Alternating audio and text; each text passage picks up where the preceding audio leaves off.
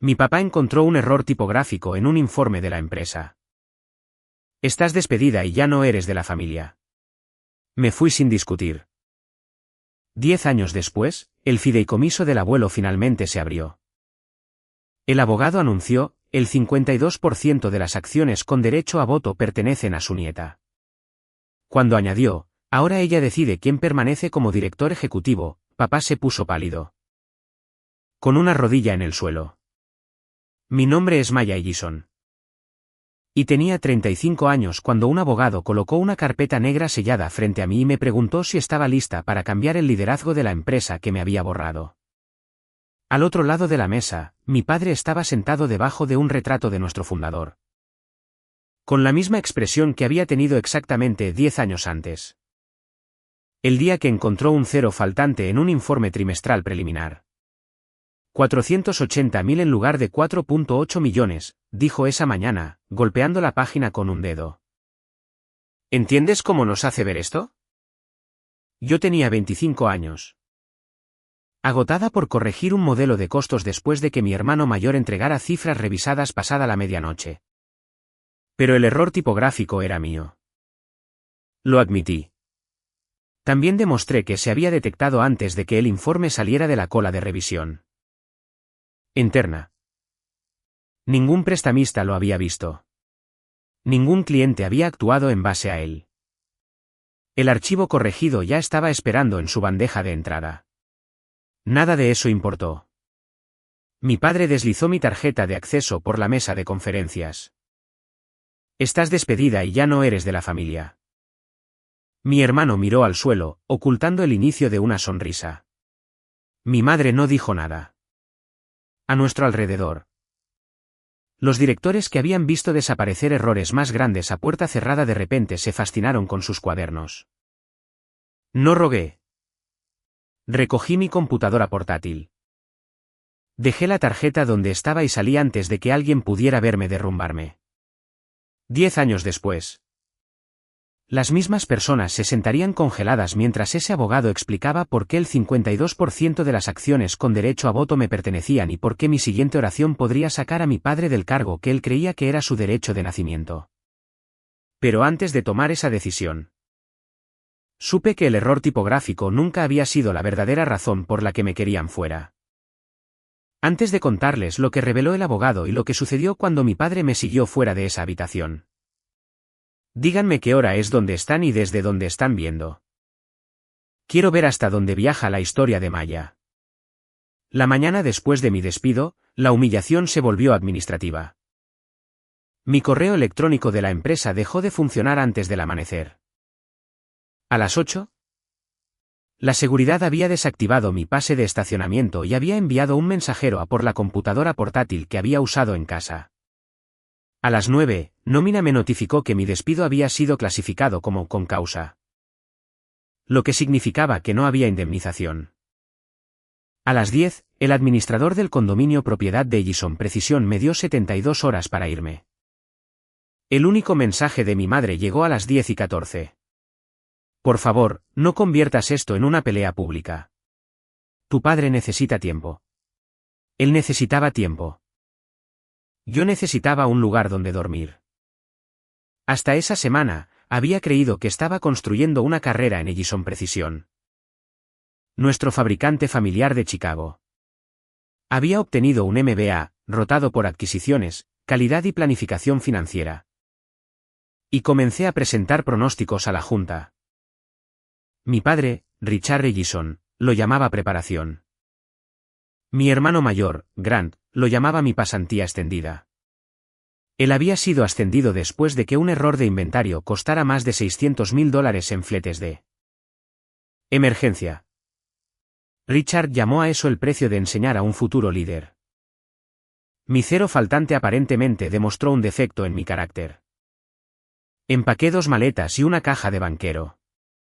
Diane, mi madre, observaba desde la puerta y dijo que el temperamento de Richard se calmaría si aceptaba un trabajo que él había arreglado con un proveedor en Seattle. La oferta requería un amplio acuerdo de no descrédito. Una renuncia a reclamos contra Ellison y la supervisión de un ejecutivo que jugaba al golf con mi padre. Esa no es una segunda oportunidad, dije. Es un exilio supervisado. Es estabilidad, respondió ella.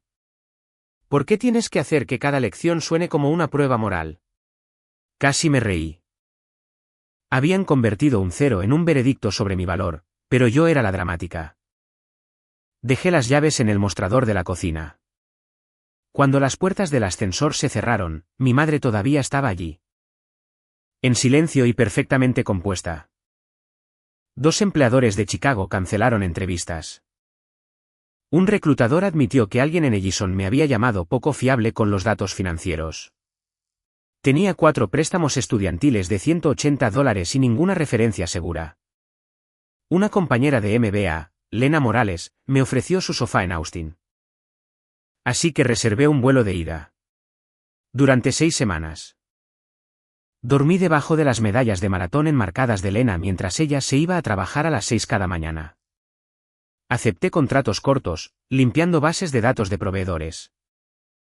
Reconstruyendo pronósticos de demanda y revisando las hojas de cálculo de otras personas en busca de exactamente el tipo de error que había terminado mi carrera. La ironía no se me escapó.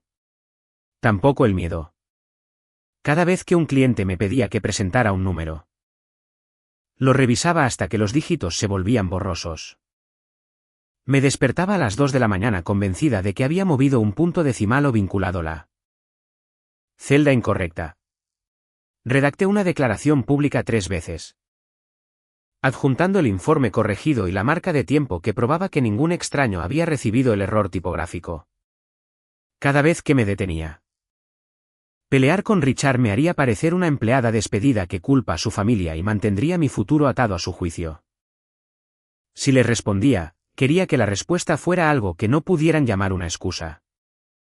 Pasaron 4 meses antes de que mi abuelo me contactara. Walter Ellison no envió dinero ni prometió restaurar mi puesto.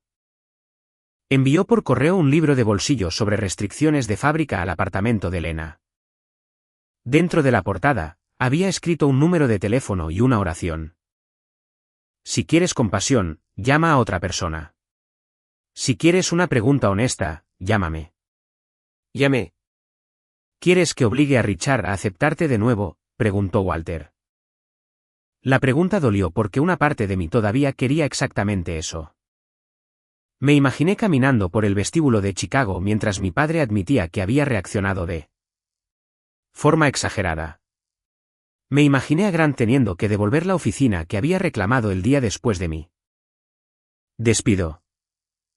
Luego recordé a los directores bajando la mirada como si la crueldad familiar fuera simplemente otro punto del orden del día. No, dije. Quiero saber si puedo construir algo sin que el nombre Ellison me abra la puerta. Bien, bien, respondió Walter.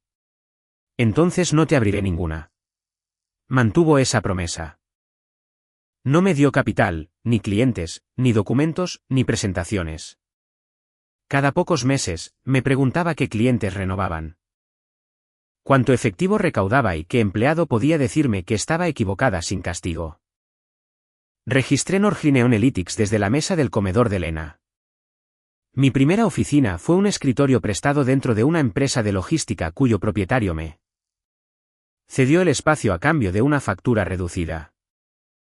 No sabía que Walter había enmendado un fideicomiso de voto familiar durante esos primeros meses. No sabía que había iniciado un reloj que correría durante 10 años. Por lo que yo sabía, había perdido mi trabajo, mi casa y mi lugar en la familia por un 0 descuidado. Lo único que quedaba bajo mi control era lo que construiría a continuación. 3 años después. Esperaba en una sala de conferencias de cristal para saber si Norgine había ganado su contrato más grande. Un fabricante regional estaba perdiendo millones porque los datos de ventas, proveedores y garantías vivían en sistemas separados. Nuestra propuesta podría poner fin a la supervivencia de factura a factura de Norgine. El presidente notó mi apellido y preguntó, ¿alguna conexión con Ellison Precisión? Quería explicar que Ellison me había entrenado. Me había condenado y había advertido a la industria sobre mis números. En cambio, dije, trabajé allí al principio de mi carrera.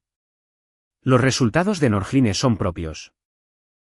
Preguntó por qué nuestros controles permitían que los analistas junior desafiaran a los revisores senior. Recordé que Grant una vez contó un pronóstico tentativo como un pedido en firme. Corregí el calendario de compras. Richard eliminó el error del apéndice de la junta y llamó a eso lealtad. Cuando Grant más tarde acortó 12 semanas de tiempo de entrega a 2. Ellison gastó $612,000 en fletes de emergencia. Richard lo llamó matrícula. Nadie revocó la tarjeta de Grant porque los errores ocultos se convierten en decisiones costosas. Dije que ganamos el contrato. Redujimos el error de pronóstico en un 31% y recuperamos $8.40 millones en inventario atrapado. El crecimiento no curó lo que llevaba de Chicago. En el cuarto año de Norgine, una analista invirtió 2 columnas antes de una reunión con un cliente. Escuché la voz de Richard salir de mi boca. ¿Cómo pudiste dejar que esto sucediera? Ella se quedó quieta. Todos bajaron la mirada. Me detuve, me disculpé públicamente y ayudé a corregir la diapositiva. La semana siguiente, exigimos que cada modelo mostrara su fuente, propietario. Último cambio y verificador independiente. Los errores entraban en un registro de correcciones.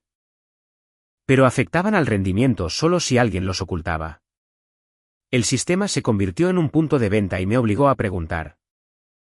¿Estaba construyendo un negocio diferente o simplemente una habitación más limpia en la que repetir el comportamiento de mi padre? Walter y yo nos reuníamos 2 veces al año. Nunca me mostró los estados de cuenta de Ellison. Él examinaba los míos. Cuando Norgine alcanzó los $10 millones en ingresos, retuvo las felicitaciones hasta que le expliqué cuánto se convirtió en efectivo. Respetaba su disciplina pero no lo idealizaba. Tú controlabas la junta, dije una vez. Podrías haber detenido a Richard. Walter se dobló las gafas. Podría haber restaurado tu título. No podría haber hecho que te respetara. Admitió que no entendió hasta dónde llegaría Richard, y luego eligió observarnos sin rescatarnos. Llamé a la observación una palabra cómoda para el abandono. No discutió. A partir de entonces, nuestras reuniones fueron menos cálidas y más honestas. Para el 7º año de Norgine, teníamos oficinas en Austin y Denver. Más de 80 empleados y clientes industriales nacionales. Rechacé perfiles que nos promocionaban como el regreso de una heredera. Pero mi propiedad era pública. Richard y Grant podrían haberme encontrado con una búsqueda ordinaria. Su incapacidad para buscar se convirtió en su propia respuesta. Diane enviaba mensajes de cumpleaños y Navidad diciendo que Richard todavía estaba dolido. Pero nunca preguntó qué había construido. Cuando escribió que él prefería que evitara implicar cualquier conexión con Ellison Precisión. Respondí, Ellison también es mi nombre legal. No respondió. Seguía a Ellison solo a través de avisos públicos de proveedores, publicaciones comerciales, presentaciones y informes de clientes. Grant anunció Velocity 24, prometiendo reducir el inventario y consolidar proveedores. Richard elogió la velocidad de la próxima generación. Los detalles mostraban algo más. Los proveedores de respaldo desaparecieron. Las ventanas de entrega se estrecharon y las reservas de garantía cayeron mientras las quejas aumentaban. Ellison se endeudó fuertemente para modernizar 2 plantas.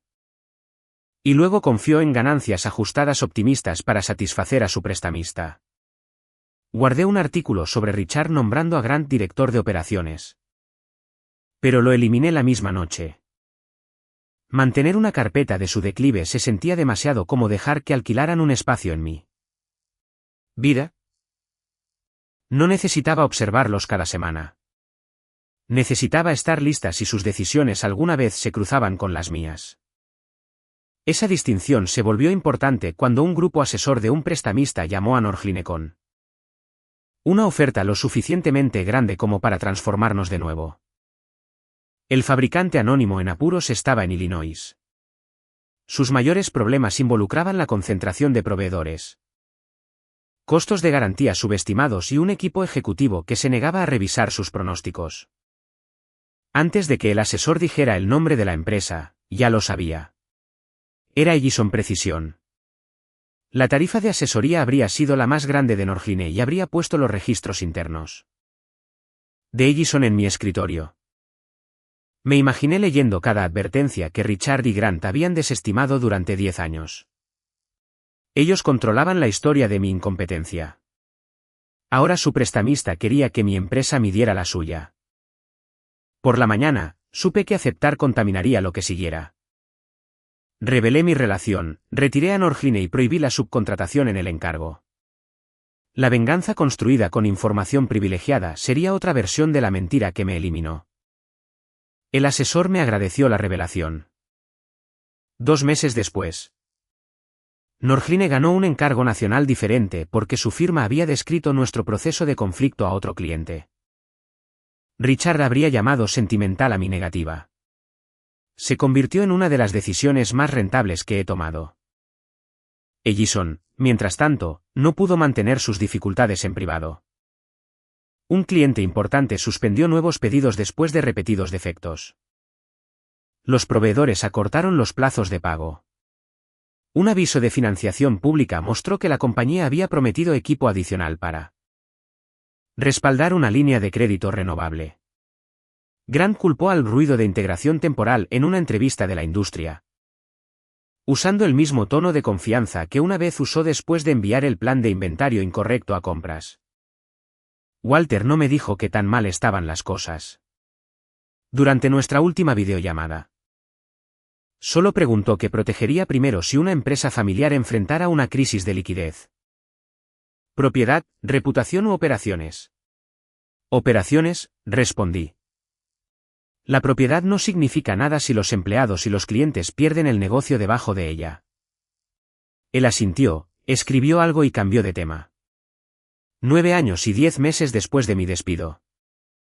Mi teléfono vibró durante una presentación a la junta de un cliente.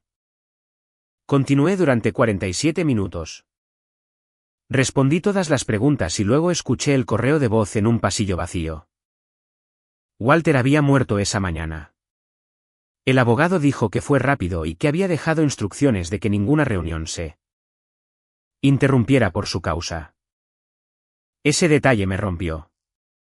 Walter sabía que terminaría el trabajo que tenía delante porque me había enseñado a hacerlo.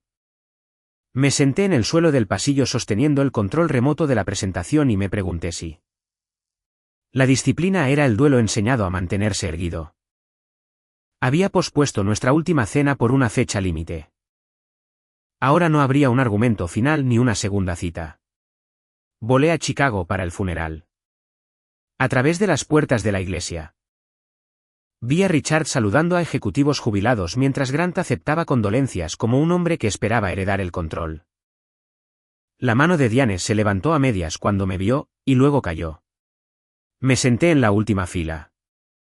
El elogio de Grant alabó a Walter por creer que el liderazgo debía pasar de padres a hijos.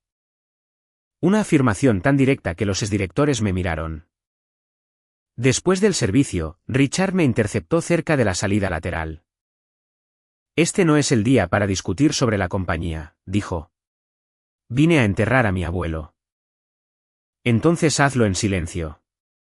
Por un momento, volví a tener 25 años, siendo advertida de que incluso mi dolor requería su permiso. Miré más allá de él, hacia el ataúd de Walter, y dije: has confundido mi silencio con obediencia durante 10 años. Luego me alejé antes de que la ira pudiera convertir el funeral en la pelea pública que Diane siempre había temido. Afuera, la abogada de Walter, Rebecca Cole, me entregó un sobre blanco. No contenía un testamento. La mayor parte de su patrimonio personal ya se había distribuido a través de arreglos ordinarios. Explicó. El sobre era una notificación formal de una revisión bajo el fideicomiso de voto de la familia Ellison. Creado décadas antes y reexpresado exactamente 10 años antes. El fideicomiso poseía el 52% de las acciones con derecho a voto de clase A de Ellison Precisión. Walter había conservado la autoridad mientras vivía.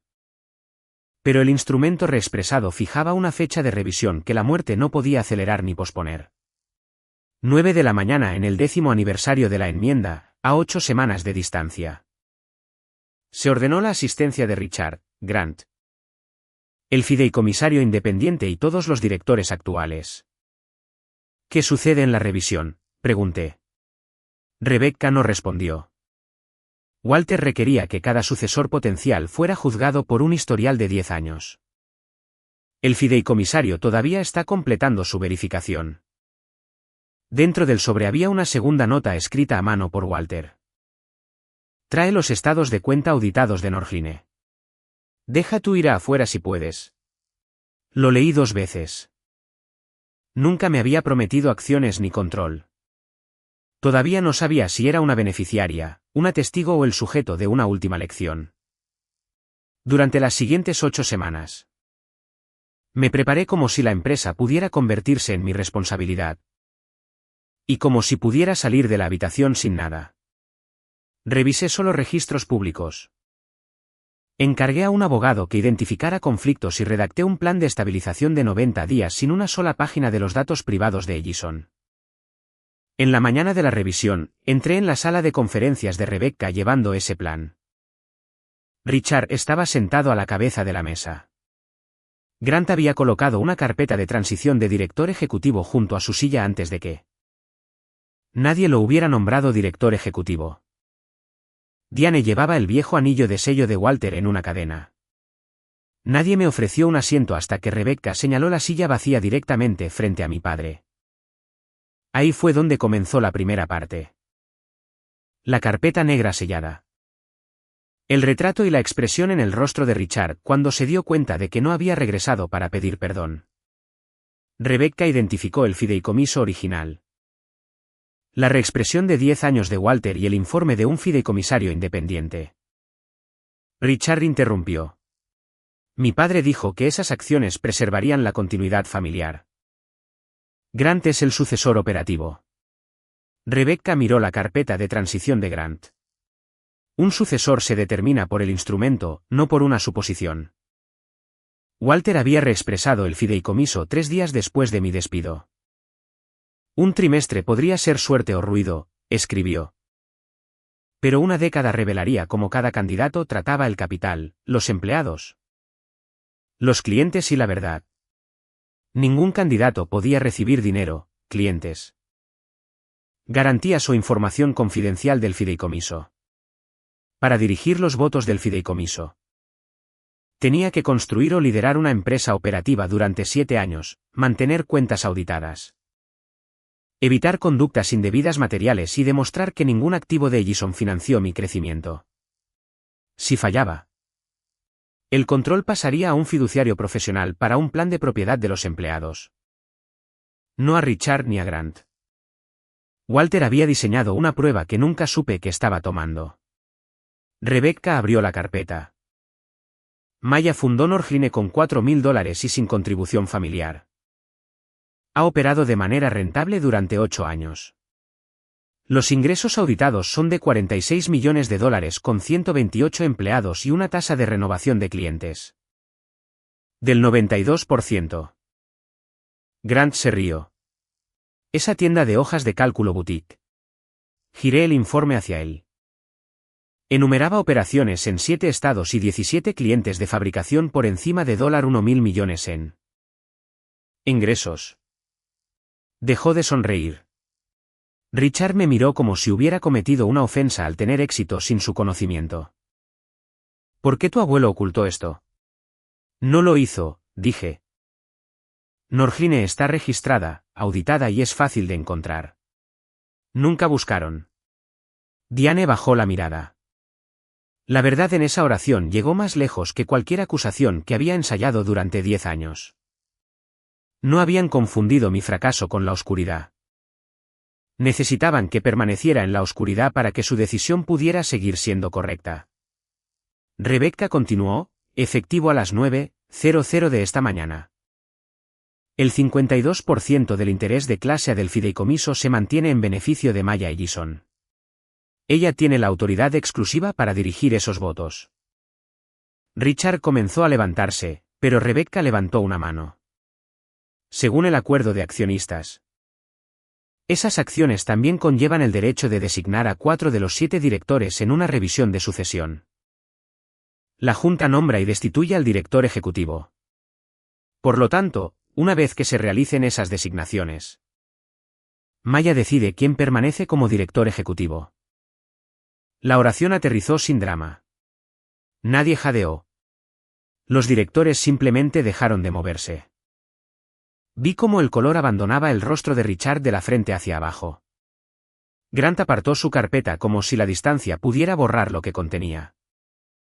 Un director que había evitado mis ojos 10 años antes finalmente me miró y susurró. No sabíamos sobre la reexpresión. Si sabían que el informe fue corregido antes de la distribución, respondí. Votaron de todos modos. Richard golpeó la mesa con la palma de la mano. Pero la edad y la incertidumbre le habían quitado la fuerza al gesto. Esta empresa no puede ser entregada a alguien que no ha trabajado aquí en una década. No me ha sido entregada, dije. El control ha sido asignado después de una década de rendimiento medido. Hay una diferencia. La declaración final de Walter admitía que el amor le había hecho excusar a Richard. Luego Richard había hecho lo mismo por Grant. Mi despido fue donde el favoritismo se convirtió en riesgo de gobernanza. La precisión importaba, escribió.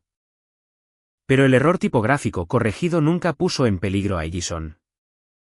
Usarlo como arma sí lo hizo. Un líder que aplica estándares solo a personas inconvenientes eventualmente pierde la capacidad de ver el peligro real. Grant llamó al fideicomiso un castigo. La comparación de Rebecca mostró la caída en las entregas de Ellison. El aumento de los gastos de garantía. El crecimiento de la deuda y las bonificaciones basadas en pronósticos en lugar de ingresos recaudados. Mi historial incluía los resultados auditados de Norgline y mi retirada del encargo del prestamista. De Ellison. El fideicomisario había entrevistado al asesor. Negarse a ese conflicto respaldó mi elegibilidad. Esperaba satisfacción. En cambio, recordé cada nómina casi perdida y cada número verificado hasta el amanecer. El fideicomiso no devolvió esos años. Los convirtió en responsabilidad. Le di a Rebecca mi plan de 90 días. Antes de designar a los directores, quiero los informes actuales de liquidez, convenios, reservas de garantía y transacciones con partes relacionadas. No votaré sobre el liderazgo permanente hasta que el Consejo lo revise. Richard se aferró al retraso. Entonces sigo siendo el director ejecutivo. Durante los próximos 60 minutos, dije. Después de eso, la nueva junta considerará una suspensión interina y una auditoría independiente. Mi plan protegía la nómina, habría conversaciones directas con prestamistas y proveedores. Congelaba las bonificaciones de los ejecutivos y no nombraba a ningún miembro de la familia como director ejecutivo interino. Propuse a Jonah Price, un ejecutivo de reestructuración industrial sin conexión con Norgline. Mis 4 designados para la junta eran un exgerente de planta, un abogado de reestructuración, un experto en calidad y yo. Richard pidió un receso privado. Me negué. Volvió a preguntar. Esta vez usando el apodo de la infancia que no había pronunciado desde el día en que me despidió. May, por favor, 5 minutos. Acepté solo porque Rebecca vino con nosotros. En la pequeña habitación de al lado, Richard cerró la puerta. Se quitó las gafas y dijo que la familia podría reparar esto sin humillar a nadie. Le pregunté si se refería a la empresa o a sí mismo. Buscó el respaldo de una silla, no lo encontró. Y luego bajó deliberadamente una rodilla a la alfombra. No te lleves todo lo que construí, dijo. Miré al hombre que una vez había hecho que la pertenencia fuera condicional a una hoja de cálculo. Perfecta. 10 años antes, habría cambiado casi cualquier cosa por escucharlo admitir que me necesitaba. Ahora finalmente estaba preguntando, pero todavía no había dicho las palabras que importaban. Dime por qué la carta de despido fue creada 36 horas antes de que encontraras el error tipográfico. Dije. La cabeza de Richard se levantó. El archivo de Walter contenía un registro del servidor. Mi resolución de despido fue redactada el martes. El error tipográfico se encontró el jueves. Richard había planeado eliminarme porque 2 directores apoyaron mi propuesta de ralentizarla. Expansión de Grant y revisar independientemente sus supuestos de deuda. Una lucha por la sucesión amenazaba su control. El cero faltante le dio una historia más limpia. Grant era decisivo. Maya era descuidada. Y mi propuesta ya no merecía ser examinada. La carta era una contingencia, dijo Richard desde el suelo. Una contingencia con mi fecha de despido ya rellenada. Se puso de pie, recuperando parte de su antigua autoridad. Estaba protegiendo a la empresa de la incertidumbre. Estabas protegiendo tu elección de la evidencia. Pregunté por última vez si Grant o alguien más había insertado el error tipográfico. Richard dijo, no, el error fue mío. Grant había entregado las cifras revisadas tarde. Pero yo había introducido el número y no lo había detectado en la primera pasada. Durante años. Había sospechado un plan oculto porque la traición parecía más fácil de aceptar si requería falsificación. La verdad era peor de una manera más silenciosa. Mi error fue real. El castigo simplemente había sido seleccionado antes de que ocurriera. Regresé y dirigí los votos del fideicomiso, sentando a mis 4 directores. Presenté el registro de Walter. La evaluación de datos públicos de Norgine y mi divulgación de conflictos. Y luego me recusé de la discusión sobre mi despido. La Junta suspendió a Richard y Grant, congeló los incentivos. Nombró a Jonah como director ejecutivo interino y autorizó una auditoría forense. Firmé como presidenta ejecutiva. El nombre de Richard permaneció en su puerta. Pero su tarjeta de acceso dejó de funcionar antes del almuerzo. La auditoría duró 26 días. Sus hallazgos convirtieron una disputa familiar en una crisis de gobernanza. Velocity 24 había clasificado los pronósticos de clientes cancelables como pedidos en firme, permitiendo que el equipo de Grant informara un crecimiento que no se había ordenado. La gerencia había pospuesto el reconocimiento de 11.8 millones en costos de garantía esperados. Un proveedor de consultoría cuyo propietario beneficiario era uno de los amigos universitarios más cercanos de Grant había recibido $7.66 millones sin revisión competitiva ni divulgación. Lo más perjudicial. Richard había aprobado un bloque del 8% de acciones preferentes para Grant sin el voto del director desinteresado requerido por el acuerdo de accionistas. Ellison había utilizado el backlog inflado y las reservas reducidas en los informes entregados a su prestamista. Los controladores de planta. Los gerentes de calidad y el exdirector financiero les habían advertido. Richard lo llamó resistencia al cambio. Grant eliminó a 2 gerentes que se negaron a firmar sus suposiciones. La precisión inconveniente se convirtió en deslealtad. Mientras que los errores favorecidos fueron rebautizados como coraje. Grant llegó a la reunión final de la Junta con 2 abogados. Richard vino solo. Argumentó que la auditoría describía juicios contables agresivos, no mala conducta. Y advirtió que eliminar a la familia Ellison del liderazgo asustaría a los clientes. Le recordé que yo era una Ellison y que la propiedad familiar no creaba inmunidad frente al proceso. Grant llamó a la auditoría mi proyecto de venganza de 10 años. No, dije, la venganza sería destruir la empresa para que pudieras sentir lo que yo sentí. Esto es responsabilidad, lo que significa que la empresa te sobrevive. La Junta votó 6-1 para despedir a Richard con causa. Perdió su presidencia y un paquete de indemnización de $3.22 millones. El prestamista se negó a liberar una garantía personal de $5.60 millones que había firmado durante la expansión. Grant fue destituido como director de operaciones. Sus acciones preferentes no autorizadas fueron rescindidas y la empresa exigió el reembolso de $740.000 en bonificaciones vinculadas a un rendimiento falseado. En virtud de un acuerdo civil alcanzado meses después. Aceptó una prohibición de 5 años para servir como directivo o director de Ellison Precisión y entregó acciones adicionales sin derecho a voto para resolver las reclamaciones de bonificaciones y proveedores. Los materiales de la auditoría fueron entregados al prestamista y a las autoridades correspondientes. No prometí protección a la familia y no fingí que controlaba lo que esos revisores decidirían. Prestamistas, clientes y empleados necesitaban información precisa. Así que publicamos el resumen de la auditoría y celebramos una asamblea general en la planta de Chicago. Las publicaciones informaron de la destitución del patriarca, la sucesión fallida de Grant y el regreso de la hija despedida por un error corregido. Richard renunció a 2 juntas de la industria. Su carta de acuerdo reconoció que había aplicado estándares de forma selectiva, ignorado advertencias y presentado falsamente mi despido como una protección. Rechacé un primer borrador que culpaba a la emoción familiar. La versión publicada usó la palabra fracaso. En la Asamblea General, no describí a Richard arrodillado. Ese momento pertenecía a una habitación privada. Y exponerlo habría convertido la responsabilidad en un espectáculo. En cambio, les dije a los empleados que nadie perdería su trabajo simplemente para que el primer trimestre del nuevo liderazgo pareciera impresionante. Jonah y el equipo operativo negociaron un alivio temporal de los convenios con el prestamista.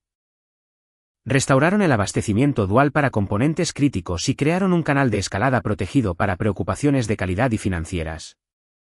Las bonificaciones de los ejecutivos permanecieron congeladas hasta que las reclamaciones de garantía y los saldos de los proveedores volvieran a los niveles acordados.